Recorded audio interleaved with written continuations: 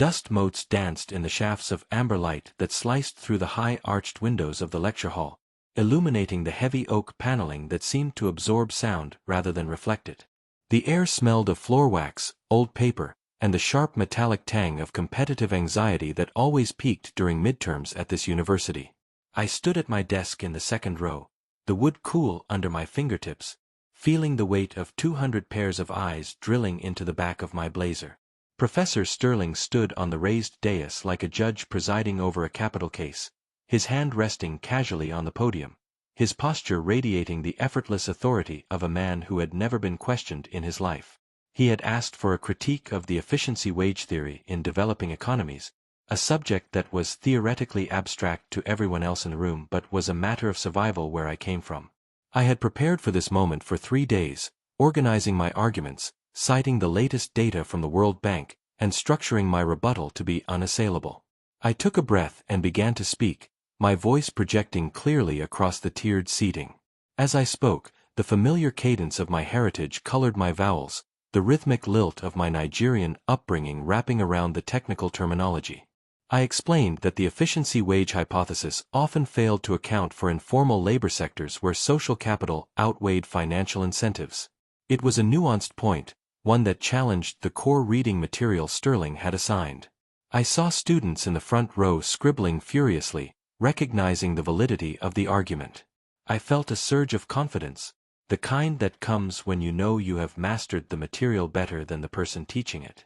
I was reaching the crescendo of my argument, connecting the economic theory to a real-world case study from Lagos, when a sharp rapping sound cut through the air. It was Sterling. He was tapping his signet ring against the wooden podium, a dry, hollow sound that silenced the room instantly. I stopped mid-sentence, the momentum of my thought crashing against the sudden stillness. Sterling tilted his head slightly to the side, a look of performative confusion etched onto his face. He did not look at my notes or the equations I had referenced. He looked directly at my mouth. He smiled, but it was not a smile of encouragement. It was the tight, patronizing smile one offers to a child who has misunderstood the rules of a game. "I am sorry," he said, his voice smooth and practiced, projecting perfectly to the back of the hall without effort.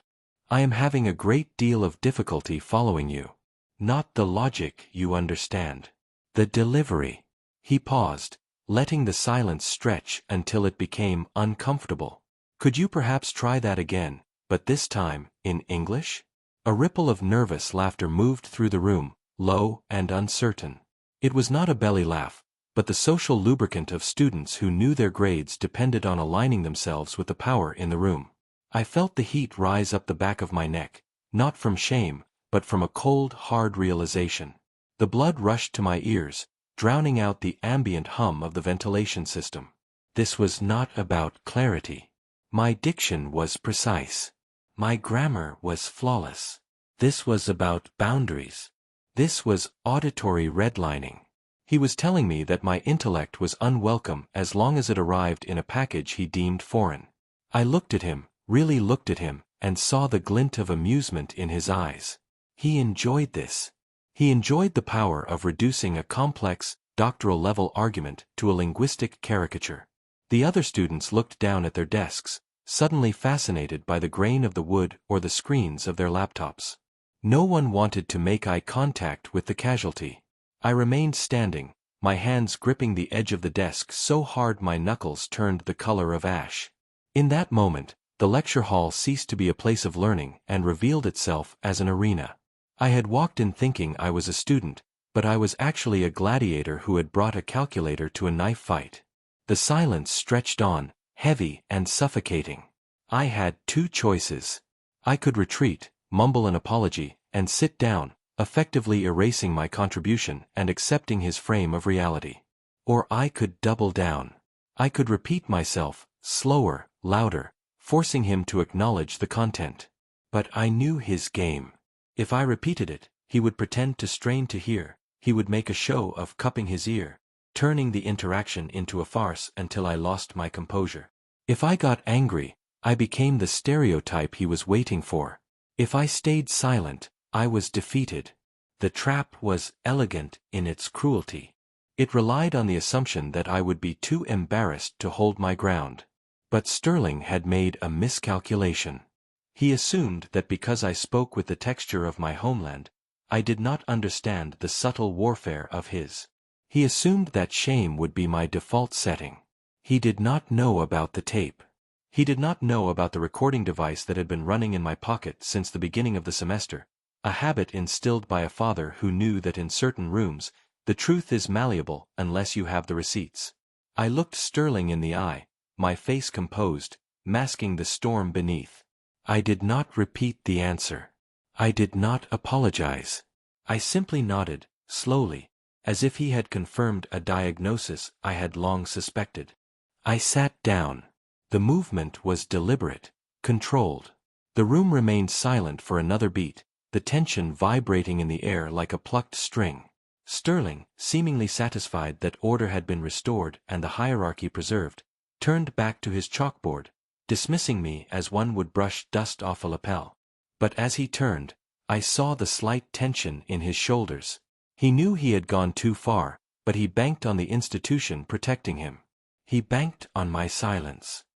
He picked up his chalk and continued the lecture, his voice booming with the confidence of the untouchable. I sat there, staring at the back of his head, and I felt a strange sense of calm settle over me.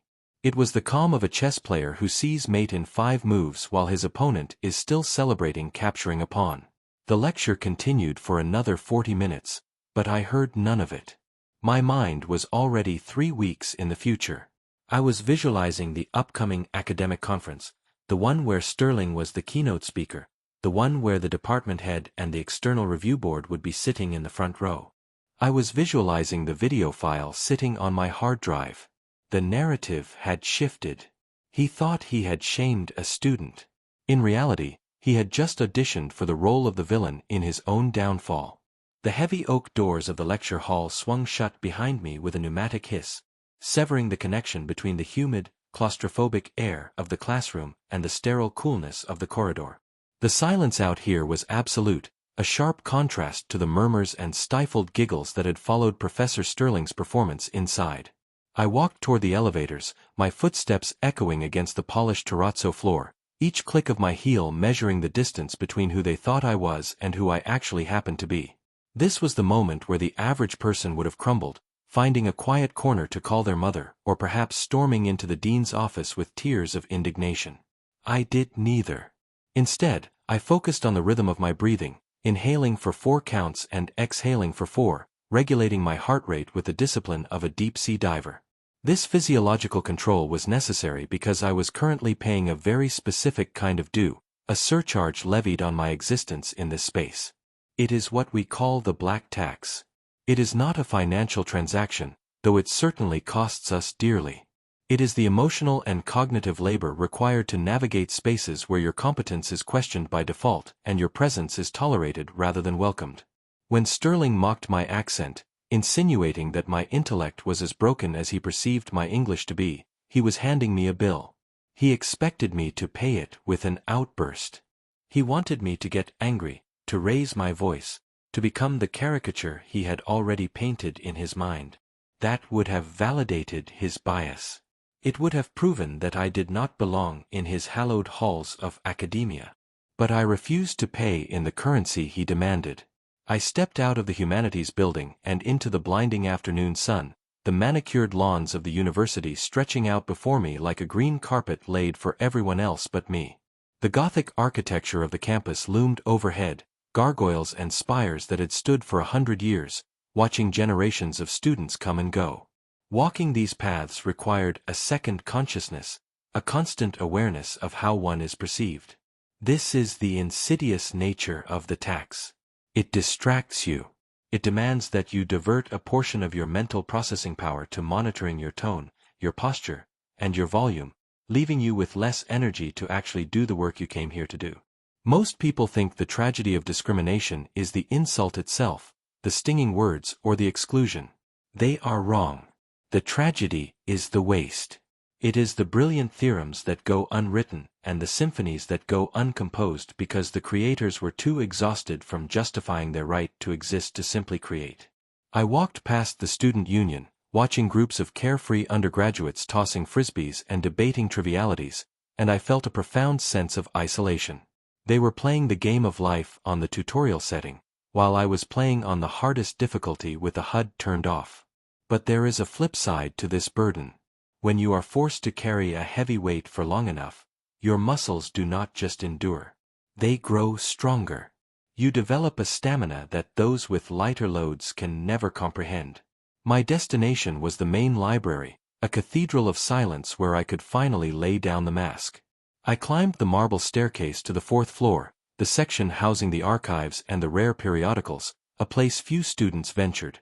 Finding a secluded table by a dusty window overlooking the quad, I opened my laptop and stared at the black screen for a moment, seeing my own reflection. I looked tired, but my eyes were clear. The incident with Sterling had opened what storytellers and psychologists call an open loop. In narrative theory, an open loop is a question raised but not yet answered, a tension introduced but not yet resolved. The human brain hates open loops. It craves closure. Sterling had opened a loop of injustice. He had disturbed the equilibrium of the universe, and now, the universe demanded a correction. He thought the loop closed when I walked out of his class. He thought he had won the interaction. But he had fundamentally misunderstood the genre of the story we were in. He thought this was a tragedy where the protagonist is crushed by the system. He did not realize we were in the middle of a procedural drama, and I was currently gathering the evidence. I navigated to a hidden folder on my hard drive, the cursor hovering over a series of video files and audio recordings. This was the documentation of the black tax. Every time I had been interrupted, every time my research was subjected to double the scrutiny of my peers, and every time Sterling had made a snide comment disguised as pedagogy, I had catalogued it. Not out of bitterness, but out of necessity. This is the lesson that takes years to learn. You cannot fight feelings with feelings. You cannot fight bias with outrage. In the cold, unyielding world of high-level academia, you must fight narratives with data. The open loop Sterling created could not be closed with a complaint letter. It had to be closed with a public revelation. I needed to bridge the gap between his reputation as a brilliant scholar and his reality as a petty tyrant. This required a strategy built on 3 distinct pillars, lessons I had been forced to learn not in the classroom, but in the margins of my life. These were the tools I would use to dismantle his arrogance, piece by piece. The first pillar was the defense of excellence. It is the understanding that being good is not enough, you must be undeniable. Sterling attacked my accent because he could not attack my arguments. He went for the aesthetic because the structural integrity of my work was sound. I knew that at the upcoming conference, my presentation had to be flawless. Not just good for a student, but good for a master. The second pillar was code switching, or rather, the strategic weaponization of it. I knew how to speak his language better than he did. I knew the shibboleths of the academic elite, the specific jargon and cadence that signaled membership in the club. I would use his own dialect to dissect him. And the third pillar was the wisdom of the mentor. As I sat there in the library, the smell of old paper and dust filling my lungs, my mind drifted back to Mr. Davis, my history teacher from high school in 1968. He was a man who had marched, who had bled, and who had taught me that dignity is not something they give you, it is something you keep. Mr. Davis had prepared me for a man like Sterling decades ago. He taught me that when they go low, you don't just go high. You go logical. You go precise. You go specifically and devastatingly accurate. The sun began to dip below the horizon, casting long, melancholic shadows across the library tables. The golden hour light illuminated the dust motes dancing in the air, freezing them in time. I looked at the calendar on my screen. The conference was 3 weeks away. 3 weeks to refine the presentation. 3 weeks to edit the video that would play after my introduction. 3 weeks to prepare for the moment when the tax collector would become the debtor.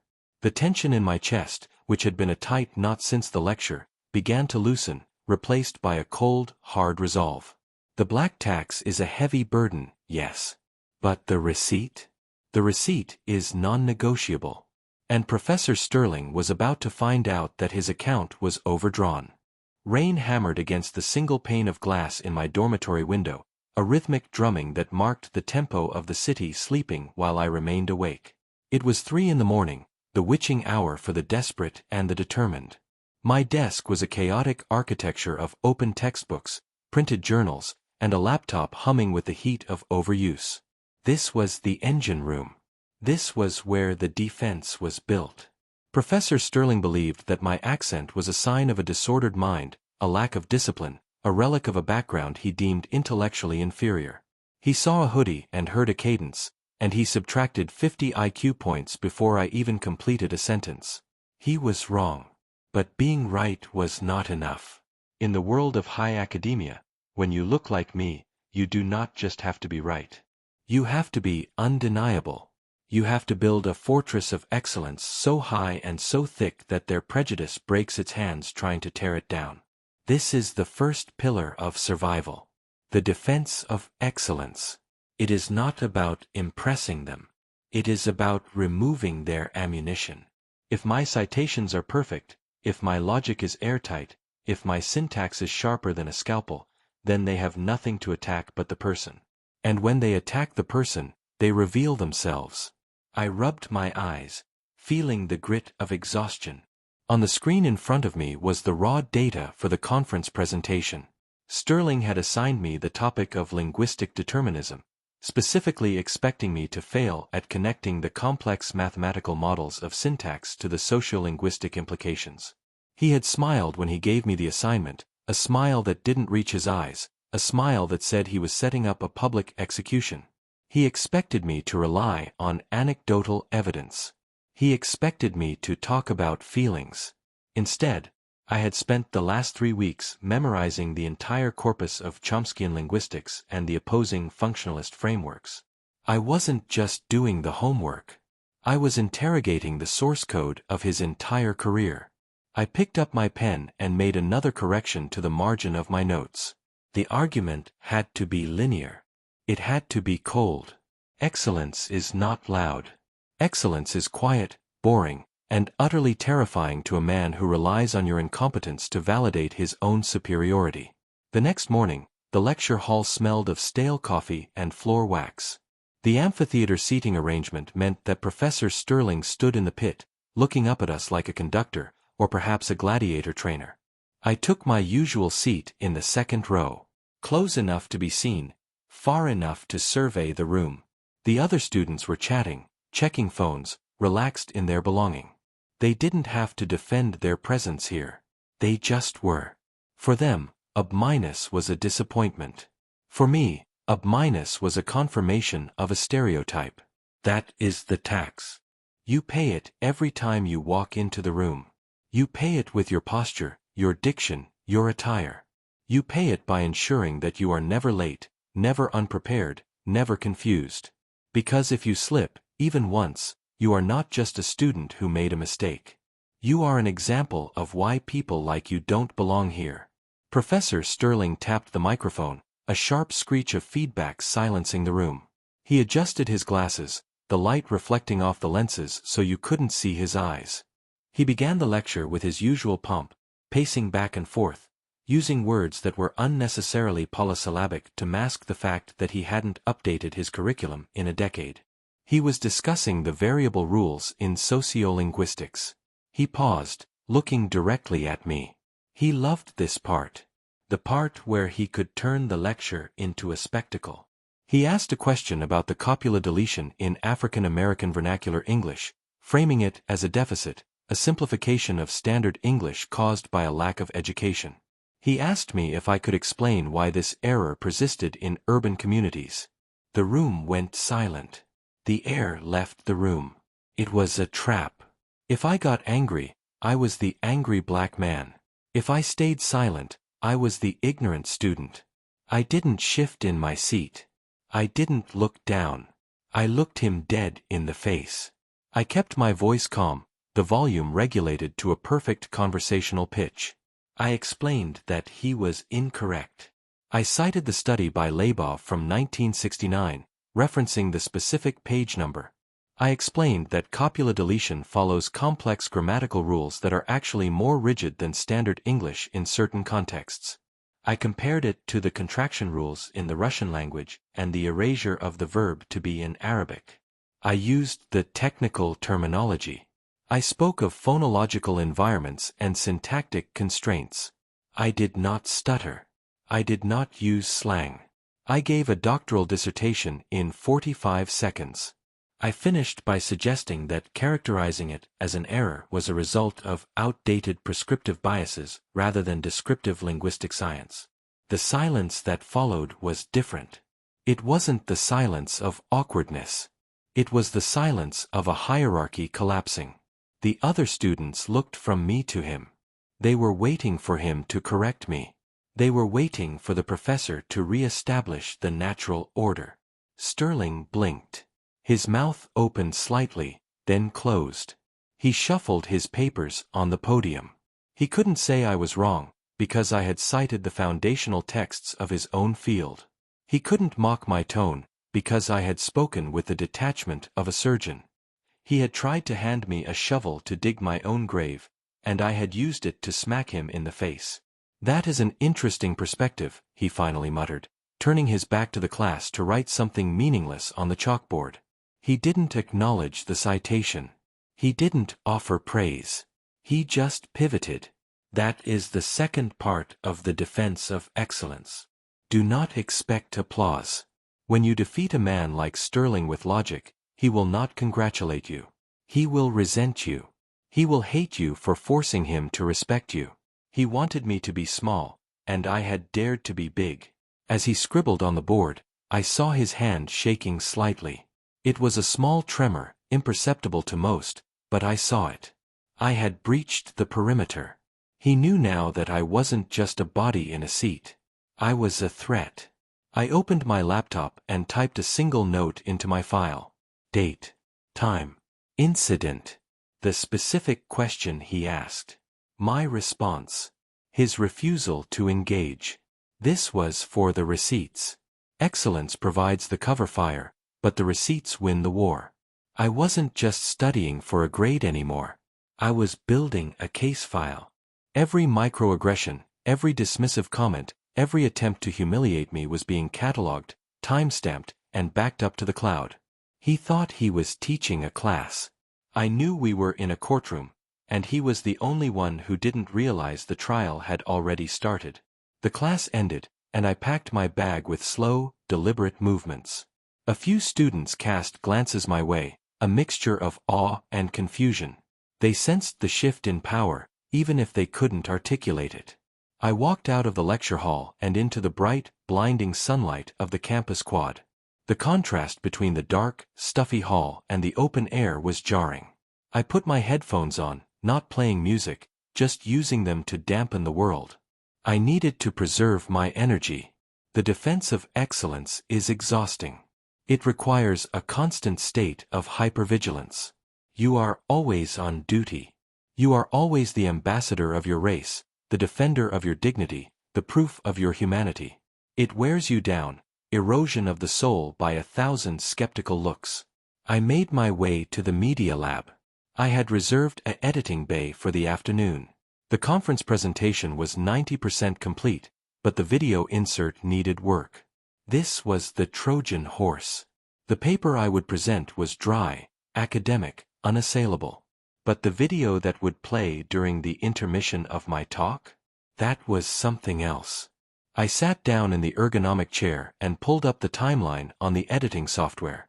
The waveforms spiked and dipped in green against the black background. I scrubbed through the footage. It wasn't just data. It was evidence. I had recorded the Zoom sessions. I had recorded the office hours where he told me I should consider switching majors. I had the audio. Excellence allows you to get in the room. It gets you the invitation to the conference. It gets you the podium. But once you have the podium, you have to decide what to do with it. You can play their game, recite their theories, and hope for a pat on the head. Or you can flip the board. I watched the cursor move across the screen. I adjusted the audio levels, bringing Sterling's voice up, making it crisp and clear. His voice, condescending and arrogant, filled the headphones. "I will not tolerate substandard performances," the recording played. I smiled. "Neither will I, Professor. Neither will I. The defense of excellence is not a passive act. It is an aggressive acquisition of leverage. By being better than him, I had earned the right to judge him. By knowing the material better than he did, I had stripped him of his authority. He was no longer the gatekeeper. He was just an obstacle. And obstacles are meant to be removed." I saved the project file. The render bar crawled across the screen, a slow blue line moving towards completion. 100%. The weapon was forged. Now I just needed to wait for the right moment to draw it. The conference was the arena. And I was bringing a gun to a knife fight. The smell of burnt espresso and damp wool hung heavy in the campus coffee shop, a sensory fog that matched the gray morning outside. I sat in the corner, a ghost in the machine of university life, watching the intricate dance of social hierarchy play out in the line for lattes. They moved with an ease that I had never possessed. These children of senators and CEOs, loud in their confidence and sprawling in their physical space. They did not need to monitor their volume. Their existence was the default setting of the world. For me, however, survival required a mixing board. I imagined it often, a silver panel behind my eyes with 1,000 sliders and knobs, each one controlling a different aspect of my humanity.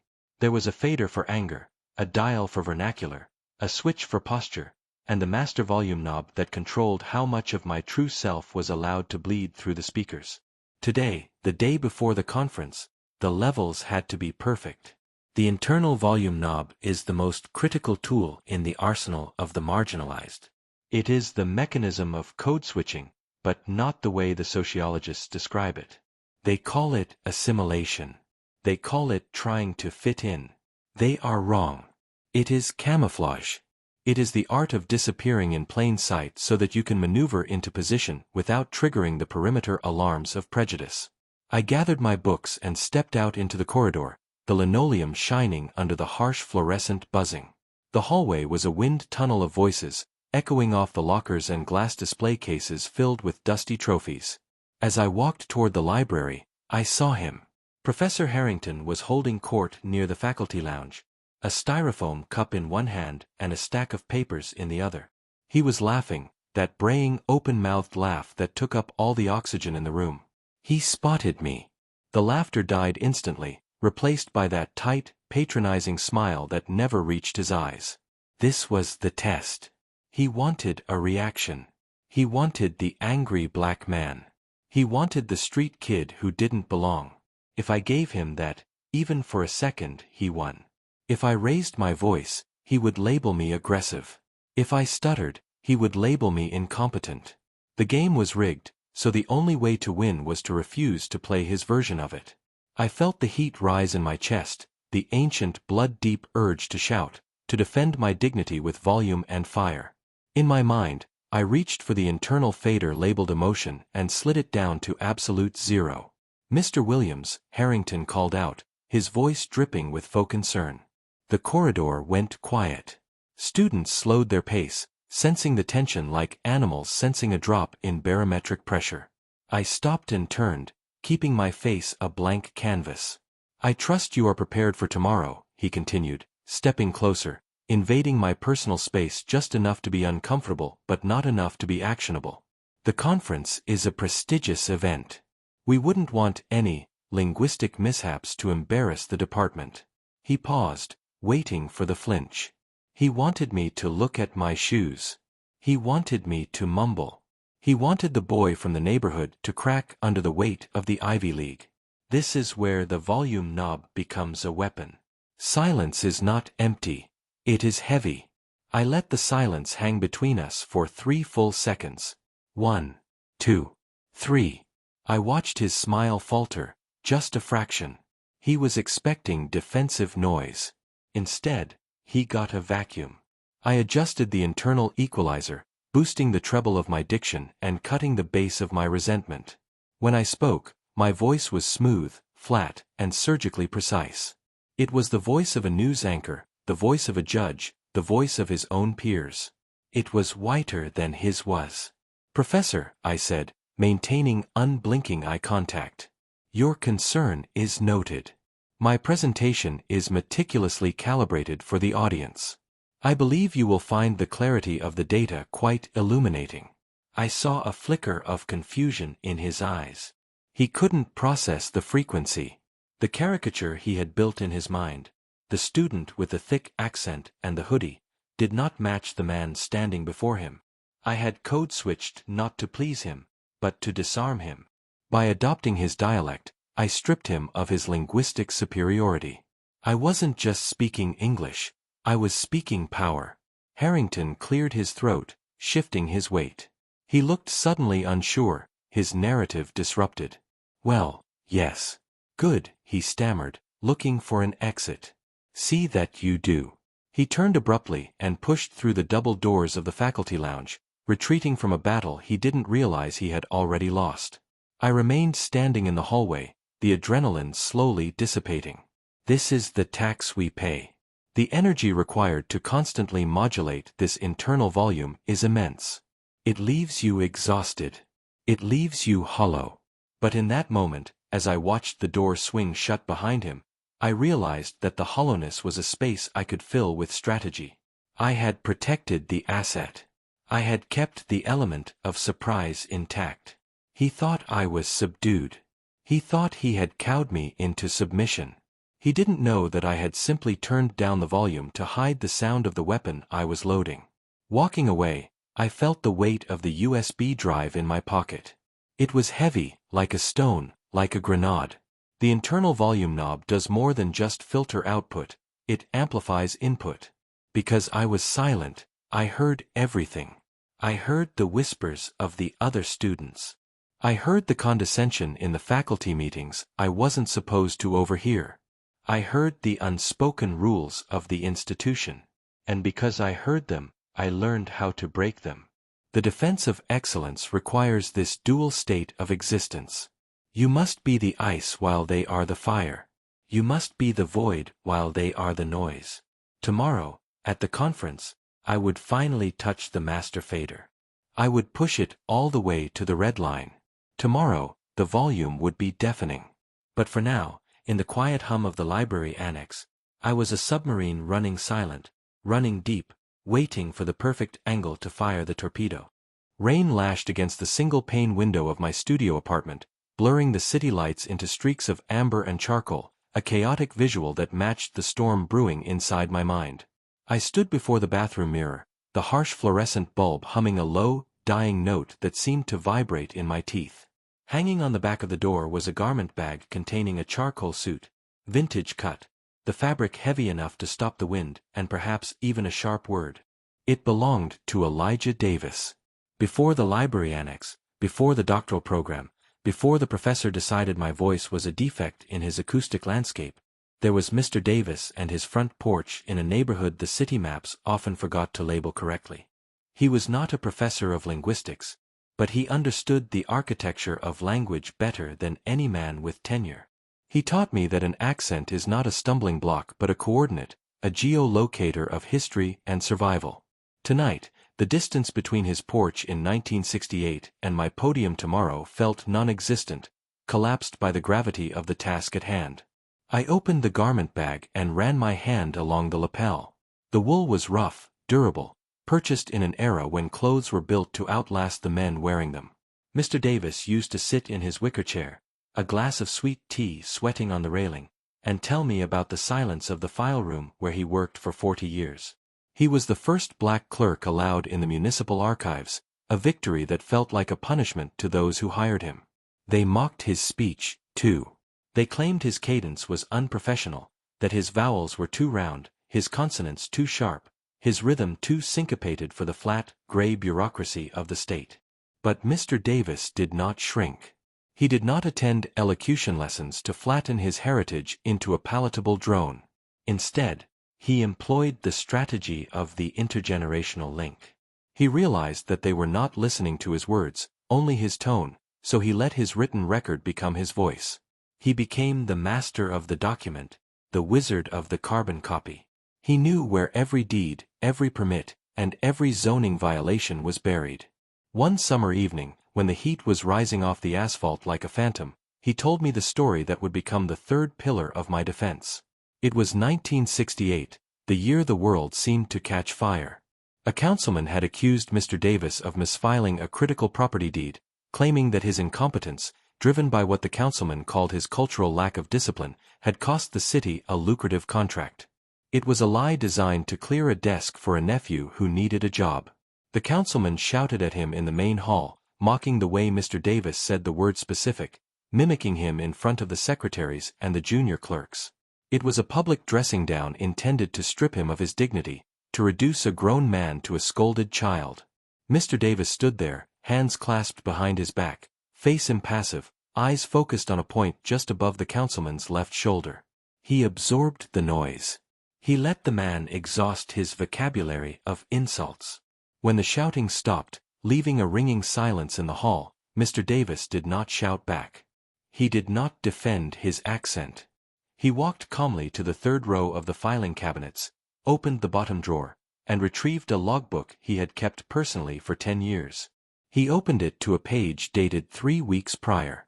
There, in his impeccable, slanted handwriting, was the entry logging the exact moment the councilman himself had checked out the file in question, signed for it, and never returned it. Mr. Davis placed the logbook on the counter. He didn't say a word. He didn't have to. The receipts spoke a language that no accent could distort. The councilman turned a shade of pale that no amount of summer sun could fix. That was the day I learned that the loudest voice in the room is usually the one trying to hide the most, and the quietest man is often the one holding the keys to the kingdom. The memory of that logbook burned in my mind as I looked at the suit. The professor, with his tweed jacket and his confident sneer, believed he was dealing with a student, a singular entity he could crush with the weight of his academic pedigree. He did not know he was dealing with a lineage. He did not know that when I stood up tomorrow, Mr. Davis would be standing up with me. This is the counter-story that they never see coming. They see a marginalized individual and assume isolation.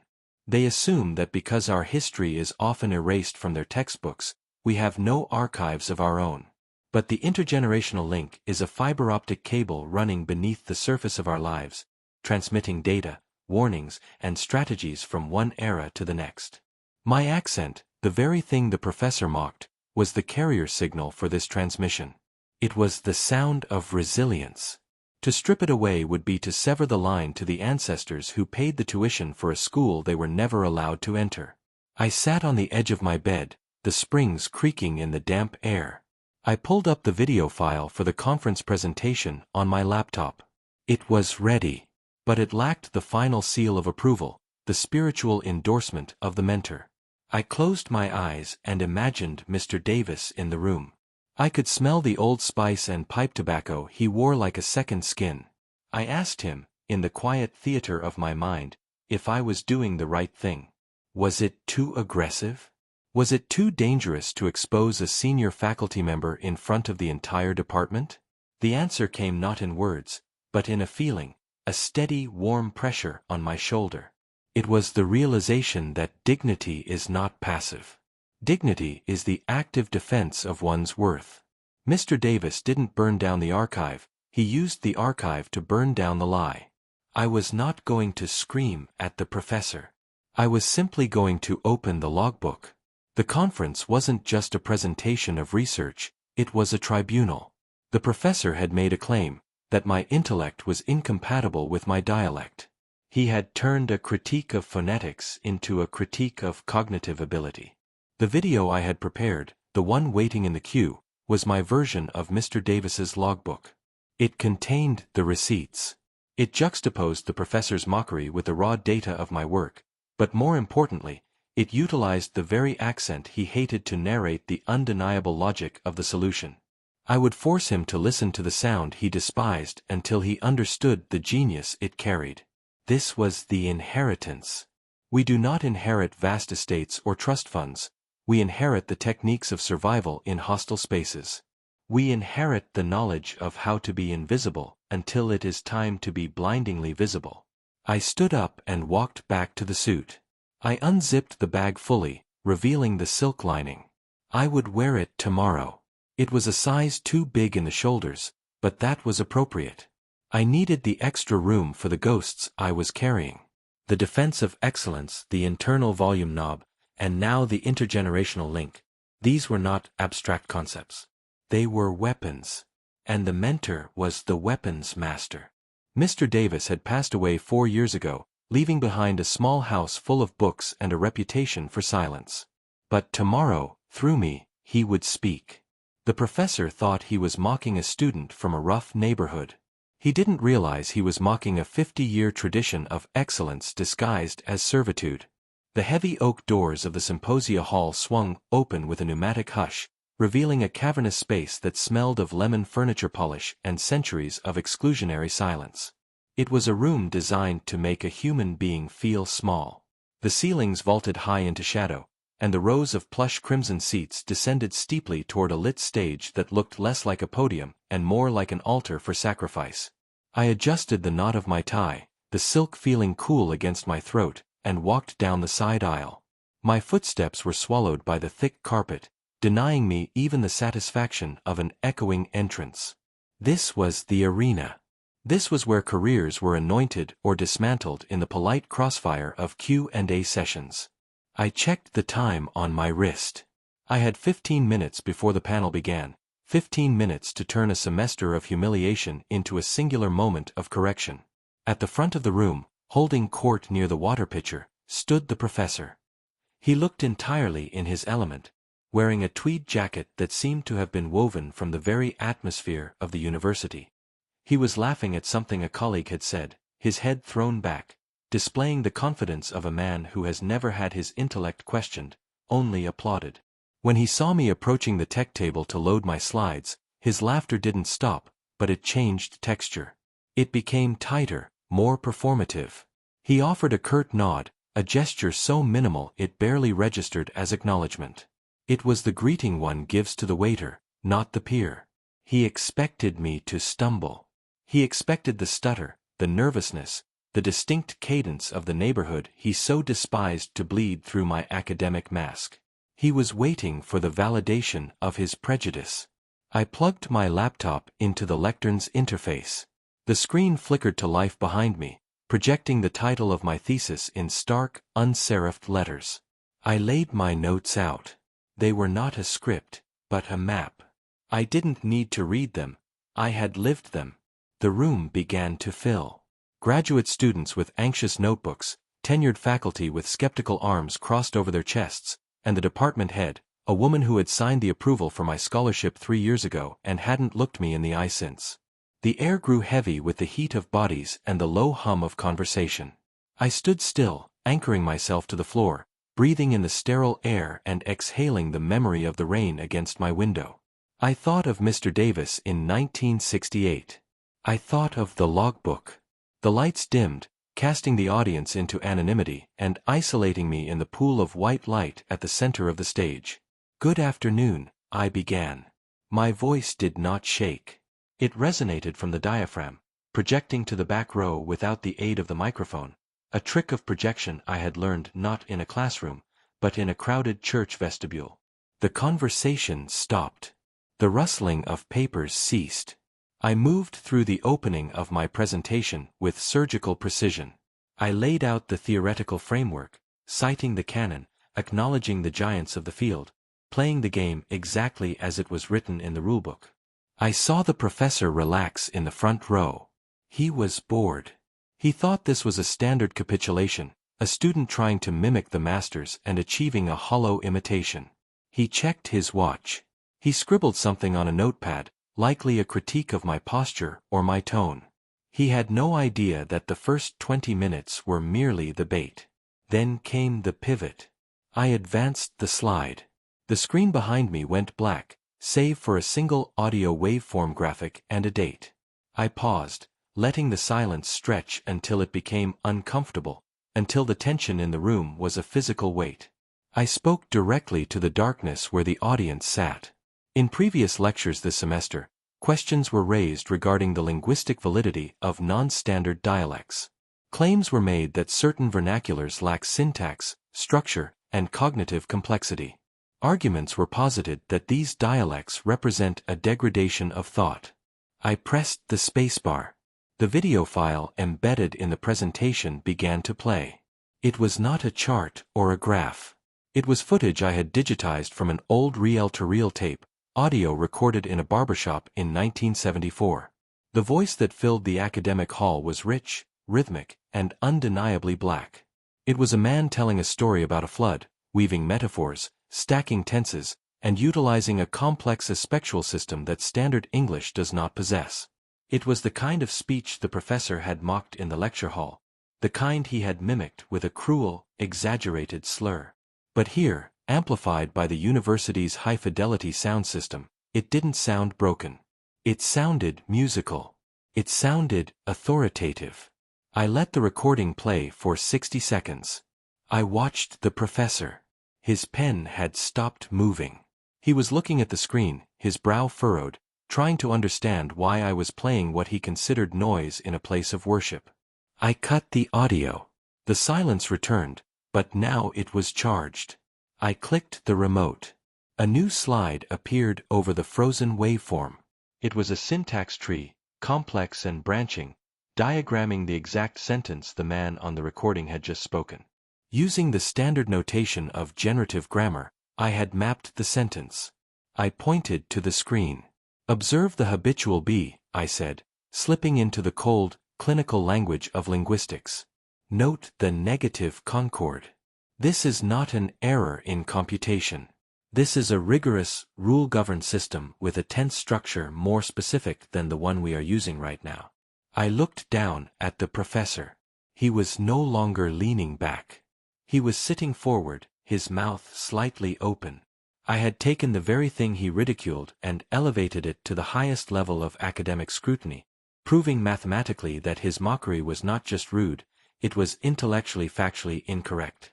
I continued, dissecting the clip. I showed the receipts.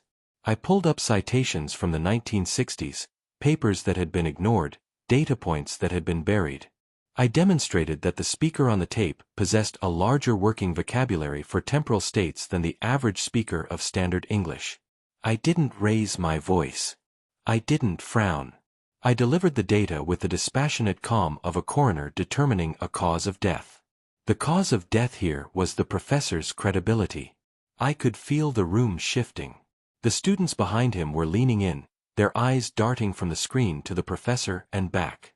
They were witnessing a demolition. It wasn't a physical fight, it was a higher-order dismantling of a worldview.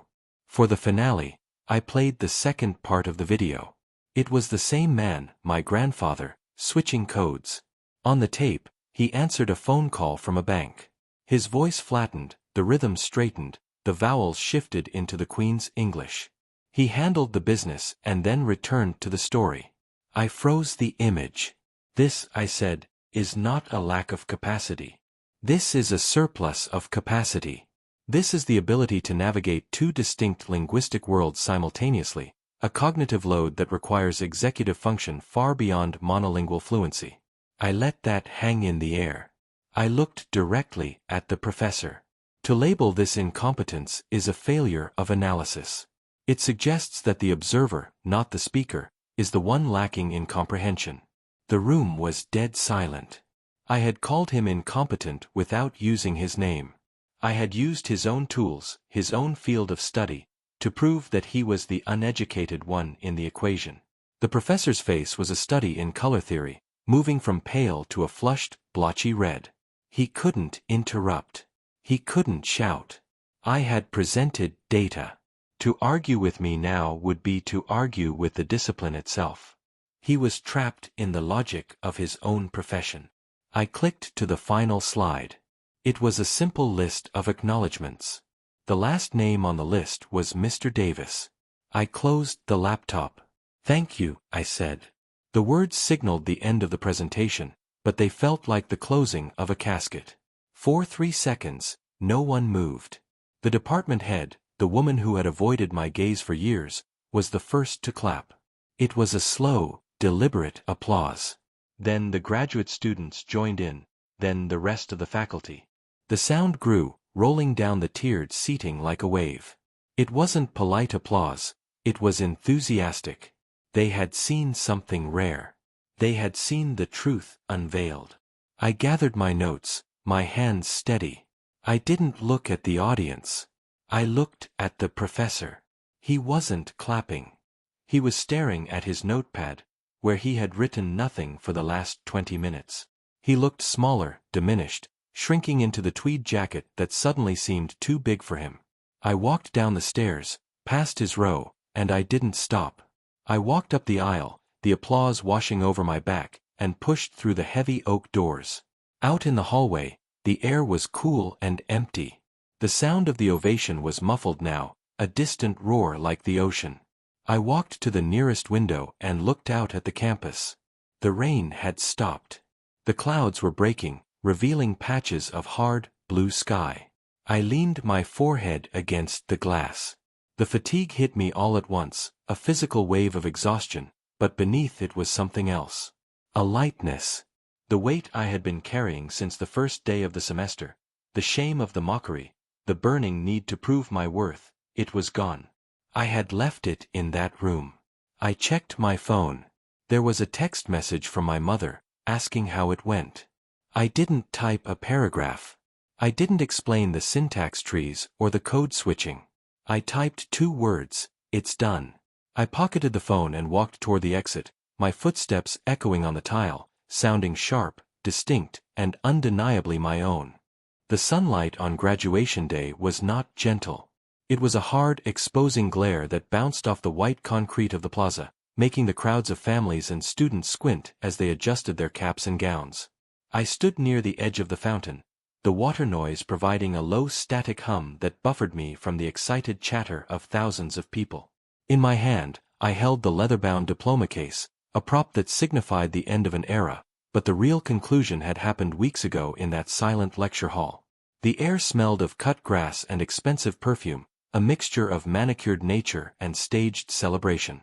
I watched the parents taking photos, the forced smiles of teenagers, the genuine tears of mothers who had worked 2 jobs to get here.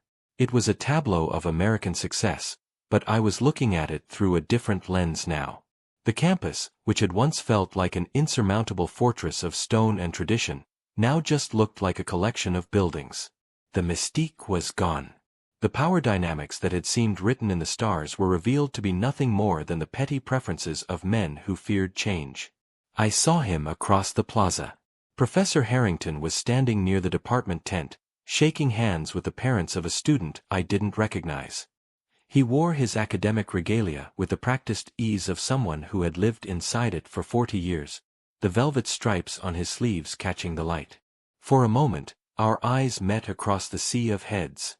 I expected to feel a spike of adrenaline, perhaps anger, or even a smug sense of triumph given how the semester had ended. But I felt nothing. It was a hollow, neutral sensation. He held my gaze for a fraction of a second, his expression unreadable, perhaps a mix of resignation and avoidance, before he turned back to the parent he was speaking with. He looked smaller than I remembered. Without the podium, without the acoustic advantage of the lecture hall, without the captive audience of terrified undergraduates, he was just an aging man in a costume, holding onto a version of the world that was rapidly evaporating. The victory I had secured wasn't about defeating him, it was about realizing he was not the gatekeeper of my intellect. He was merely a toll booth I had passed through. I turned away and walked toward the humanities building, seeking a moment of quiet before the chaos of the family dinner that awaited me. The hallways were empty, the linoleum shining under the fluorescent lights that hummed with a familiar frequency. I walked past the classroom where it had all started. The door was open. Inside, the rows of desks were perfectly aligned, the chalkboard wiped clean, leaving only a faint cloud of white dust. It was just a room. It was difficult to reconcile the emptiness of the space with the density of the emotion that had filled it. This was where I had learned the first lesson of the open loop I had been carrying. The lesson was that competence is not always a shield. I had thought that if I studied hard enough, if I mastered the syntax and the phonology, if I became undeniable, I would be safe. But the world does not always reward excellence with respect. Sometimes, Excellence provokes hostility because it disrupts the expected order of things. I continued down the hall to the small office at the end of the corridor. The door was ajar, and I knocked softly on the frame. Mr. Davis looked up from a stack of papers he was organizing into a cardboard box. He smiled, the lines around his eyes deepening. He didn't ask how the ceremony was. He didn't ask about my grades. He knew. He gestured for me to sit in the wooden chair opposite his desk, the same chair where I had sat when I was ready to quit, when the weight of the black tax felt too heavy to carry. The office smelled of old paper and peppermint tea. He pushed the box aside and leaned back, lacing his fingers together. He asked me what I was thinking about, not in the academic sense, but in the spiritual sense. I told him I was thinking about the silence. I told him that for the first time in my life, I didn't feel the need to explain myself to anyone. I didn't feel the need to translate my existence into a language that made others comfortable. Mr. Davis nodded slowly. He told me that was the final lesson. He said that the defense of excellence is necessary, and code switching is a tool for survival, but the ultimate goal is not to become the best version of what they want you to be. The ultimate goal is to become so grounded in who you are that their definitions no longer apply to you. He reminded me of the story he had told me about 1968, about the students who had walked out of the university to demand a curriculum that reflected their history. He said that they didn't walk out because they couldn't do the work. They walked out because the work wasn't big enough to hold their truth. He told me that my presentation, the video, the data, it wasn't just about proving the professor wrong. It was about expanding the room. It was about forcing the academy to acknowledge that intelligence comes in many timbres, many cadences, and many keys. We sat in silence for a long time. It was a companionable silence, different from the tension of the classroom. I looked at the books on his shelves, titles on sociolinguistics, African American vernacular, the history of the Caribbean. I realized that the receipts I had provided in that final presentation were not just for me. They were for every student who would walk into this building after I left. They were for the student who would be told their tone was too aggressive, or their writing was too urban, or their presence was too disruptive. I had left a precedent on the record. I had proven that our language is not a broken version of English, but a sophisticated system with its own logic, its own history, and its own beauty. I had paid the tax, and I had kept the receipt, so the next person wouldn't have to pay it twice. I stood up to leave. Mr. Davis stood up with me and offered his hand. His grip was firm, warm, and reassuring. He told me to go out there and make some noise. He told me that the world would try to quiet me down, to smooth out my edges, to correct my grammar, but I had the tools now. I had the logic, I had the history, and I had the voice. I walked out of his office and back into the hallway. The sunlight at the end of the corridor was blinding white, a portal to whatever came next. I walked toward it, my footsteps echoing on the tile. Clack, clack, clack. Each step sounded deliberate. I wasn't rushing anymore. I wasn't running to catch up, and I wasn't running away. I pushed open the heavy double doors and stepped back out into the humidity of the afternoon. My family was waiting by the oak tree, my mother waving a bouquet of flowers that were too bright, too loud, and absolutely perfect. I walked toward them, and as I did, I let my shoulders drop. The tension that had lived in my trapezius muscles for 4 years released. I thought about the code switching. I thought about the mental exhaustion of constantly monitoring my own pitch and volume. And I decided, right then and there, to turn the monitor off. I would not speak the king's English to my mother. I would not present a sanitized version of myself to the world. I would speak in the tongue that raised me, the tongue of the kitchen table, the barbershop, and the front porch. The tongue that had survived crossing oceans and centuries of silence. I reached my mother and she pulled me into a hug that smelled of hair oil and joyful sweat. She asked me how it felt to be done. I looked back at the humanities building one last time. I saw the window of the lecture hall, dark and reflective. I thought about the professor, and the syllabus, and the red pen he used to slash through my sentences. I smiled, and it wasn't a performance. It was a genuine reaction to the absurdity of it all. I told her it felt like waking up. I told her that I had learned everything they had to teach me, and then I had taught them the one thing they didn't know. I taught them that you cannot grade a soul. You cannot mark down a history. And you certainly cannot silence a voice that knows its own worth. I took the diploma case, tucked it under my arm, and we walked away from the ivory tower, our laughter rising into the air, unedited, uncorrected, and entirely free.